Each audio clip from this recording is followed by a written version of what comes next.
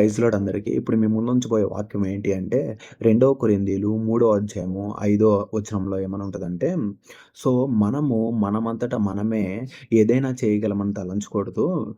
ఏదైనా సరే ప్రతి సామర్థ్యము దేవుని నుండి మాత్రమే కలుగును అని చెప్పేసి పౌలు గారు చాలా క్లియర్‌గా రాసాడనమాట.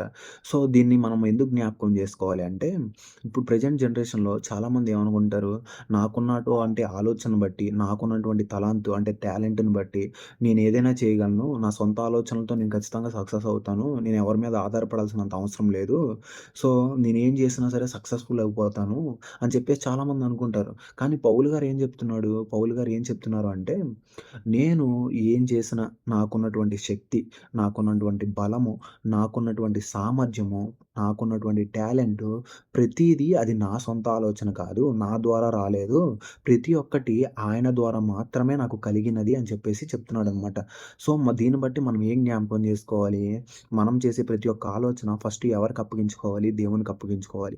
మనకొచ్చేటువంటి ప్రతి ఒక్క ఆలోచన ముందు ఎవరి దగ్గర పెట్టాలి? దేవుడి దగ్గర పెట్టి, అది ఎంత సత్యమైనది? ఇది నిజంగా మీ యొక్క చిత్తంలో ఉన్నటువంటి కార్యమేనా? క్రియేనా? తలంతేనా? అని చెప్పేసి ముందు ఆయన నామంలో అడగాలి. అది మీరు ఆయన ద్వారా ఆయన అంగీకారంతో చేశారే అనుకో, ప్రతి ఒక్క విషయంలోనూ, ప్రతి ఒక్క క్రియలోనూ, ప్రతి ఒక్క పనిలోనూ సక్సెస్‌ఫుల్ అనేది అవుతారనమాట. మనం ఎప్పుడైనా సరే మనం ఏదైనా ఒక పొజిషన్‌లో ఉన్నప్పుడు మనం చాలామంది ఏంటంటే గర్వపడిపోతారు. ఇదంతా నా వల్ల కలిగినది. ఈ ధనం నేను సంపాదించుకున్నది. ఈ అంతస్తు నాకెలా వచ్చింది? ఈ స్టేటసు నా పేరుకి నేను బయటున్న నాకున్న పరపతి వల్ల వచ్చింది అని చెప్పేసి చాలామంది చాలా గర్వంగా ఉంటారు. కానీ ఇక్కడ పౌలు గారు అన్న మాట ఒకసారి మనం జ్ఞాపకం చేసుకుంటే, ఏం కలిగినను, ఎంత స్టేటస్ ఉన్నను, ఎంత డబ్బు, రుణము అన్నీ ఎంతైతే ఉన్నదో నీకు అదంతా నీ ద్వారా వచ్చింది కాదు. నీ దేవుడైన యెహోవా ద్వారా నీకు కలిగినవంటిదని చెప్పేసి ఆయన జ్ఞాపకం చేస్తున్నాడనమాట.